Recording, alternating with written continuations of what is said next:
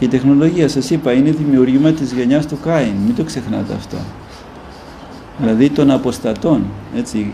Ο Κάιν είναι ο αποστάτης, είναι ο αντάρτης του Θεού. Είναι αυτός που τα έβαλε με το Θεό. Και είδατε με τι θράσος μιλάει. Πού είναι ο αδερφός σου? Και πού ξέρω εγώ πού είναι ο αδερφός μου? Είμαι φύλακας του αδερφού Ναι, μου. εγώ είμαι φύλακας του αδερφού μου. Τι μου λες τώρα? Έτσι, να μιλάει έτσι στο Θεό, Ενώ είχε σκοτώσει τον αδερφό του και ήξερε πολύ καλά που είναι ο αδερφός του. Προσοχή πολύ με τη τεχνολογία, να σας το πω και αυτό, γιατί μας τρώει τη ζωή μας. Δεν είναι απλό πράγμα. Μας τρώει τη ζωή μας ο διάβολος. Γιατί η ζωή μας τι είναι? Δευτερόλεπτα είναι. Σύνολο από δευτερόλεπτα. Μπορεί να είναι πάρα πολλά, αλλά δεν είναι πάρα πολλά. Όταν για να φορτώσει μια ιστοσελίδα σου κάνει πόσα δευτερόλεπτα σου τρώει, Μετά η επόμενη, και μετά βλέπεις που πέρασα 2,5 ώρες και δεν κατάλαβα και τι έκανα τελικά? Τίποτα δεν έκανα. Δεν είδα τίποτα, δεν αφωνήθηκα τίποτα, έχω φορτωθεί με ένα σωρό σκουπίδια και πρέπει να παλέψω τώρα να τα βγάλω όλα αυτά, να μου λείπει. Και έχω χάσει 2,5 ώρες από τη ζωή μου, οι οποίες δεν θα τις ξαναβρω, τελειώσαν, τις έχασα. Ο χρόνος μας είναι πολύτιμος, γιατί πρέπει να αξιοποιηθεί στη μετάνοια, στην προσευχή. Πώς θα έχουμε την ύψη που είπαμε προηγουμένως, πώς θα καλλιεργήσουμε την ωραία προσευχή, πώς θα μάθουμε να προσευχόμαστε? Για να καούν τα πάθη. Λέει ο Άγιος Παΐσιος, κάθε φορά λέει, που κάνω την προσευχή την ωραία, μέσα μου θερμαίνεται, λέει, η καρδιά μου. Και το λένε οι Άγιοι Πατέρες, αυτή η θερμότητα, λέει, καίει τα πάθη. Που είπατε προηγουμένως, ας πούμε, έχουμε τα μικρά πάθη, αυτά που μας ταλαιπωρούν, μας βασανίζουν. Πρέπει να καούν αυτά. Πώς θα καούν? Με την προσευχή. Η αδιάλειπτη προσευχή θερμαίνει την καρδιά και καίγονται. Πώς το χρυσάφι, ας πούμε, για να το καθαρίσεις, όταν το βγάζεις από τη γη, έχει προσμίξεις, έχει οξύδια, έχει σκουπίδια. Για να το καθαρίσουν, το ρίχνουν στη φωτιά. Οπότε καίγονται όλα και μένει καθαρό χρυσάφι. Έτσι και η καρδιά μας πρέπει να μπει σε αυτή τη φωτιά του Αγίου Πνεύματος. Αλλά για να γίνει αυτό πρέπει να δώσεις χρόνο. Δεν γίνεται χωρίς να δώσεις χρόνο. Εμείς τον χρόνο το δίνουμε στα σκουπίδια του έξω από εδώ, στην τεχνολογία. Και έχει βρει μια χαρά ο διάβολος τον τρόπο να μας απασχολεί.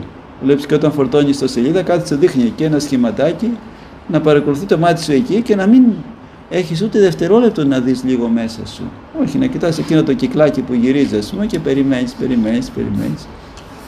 Ναι, δεν είναι απλό, είναι σατανικό όλο αυτό, αν το σκεφτείς.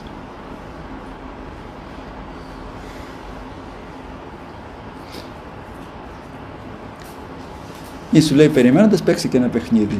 Έτσι, σου δίνει ένα παιχνίδι. Για να μην δεις μέσα σου. Αυτό τρέμει ο διάβολος. Δεν θέλει να δούμε τον εαυτό μας, να δούμε την ψυχή μας, να δούμε το Θεό. Αλλά για να δεις το Θεό πρέπει να βρεις πρώτα τον εαυτό σου.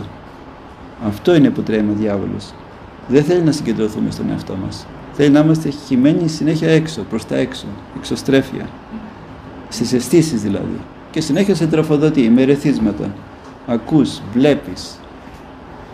Κυρίως αυτά, έτσι, και μετά και τα άλλα, ας πούμε. Φαγητά κλπ. Για να μην έχεις δευτερόλεπτο να δεις μέσα σου, να βρεις τον εαυτό σου. Οπότε δια του εαυτού σου, όπως λέει ο Μέγας Βασίλειος, μετά να ανέβεις στην έννοια του Θεού. Καταλάβετε, ο διάβολος προσπαθεί να μας έχει σε μια διαρκή λύθη του Θεού. Λύθη, που είναι θεμελιώδες πάθος, λησμονιά. Να έχεις ξεχάσει το Θεό και να απορροφιέσαι από αυτά τα μπαρμπαδάκια αυτά που σου δείχνει με το διαδίκτυο, έτσι, και όλες αυτές τις ανοησίες. Να είσαι χυμένος συνέχεια προς τα έξω, να σκορπίζεται η ενέργεια της ψυχής, όπως λέμε ο Άγιος Βασίλειος, δια των αισθήσεων, σκορπίζεται προς τα αισθητά, προς τον κόσμο, προς τα έξω. Ενώ θα πρέπει να γίνει η αντίστροφη κίνηση, να μαζέψεις την ψυχή σου, την ενέργεια της ψυχής σου, στο κέντρο που είναι η καρδιά, στην ουσία. Η ουσία της ψυχής είναι στην καρδιά, όπως είναι οι πατέρες. Θα πρέπει η ενέργεια λοιπόν της ψυχής, που είναι χυμένη στα κτίσματα, μέσω των αισθήσεων, να μαζευτεί στην καρδιά. Και εκεί, όταν ο άνθρωπος βρει την καρδιά, μπορεί μετά να ανέβει στο Θεό, να κάνει προσευχή. Γιατί δεν μπορούμε να κάνουμε προσευχή? Σωστή προσευχή, και συνέχεια ο νους μας σκορπισμένος. Γιατί ακριβώς δεν έχουμε μαζέψει τον εαυτό μας. Την ενέργεια δηλαδή της ψυχής δεν την έχουμε φέρει στην ουσία της, που είναι η καρδιά. Οπότε μετά να ανέβουμε στο Θεό. Αυτό μας μαθαίνει η νοερά προσευχή. Καταλάβατε, αλλά αυτό θέλει χρόνο. Πρέπει να δώσεις χρόνο. Έστω μισή ώρα που έλεγε ο Άγιος Εφραίμ. Να μαζέψεις τα κομμάτια σου, τον εαυτό σου, την ενέργεια της ψυχής σου, να βρεις την καρδιά και από εκεί να ανέβεις στο Θεό.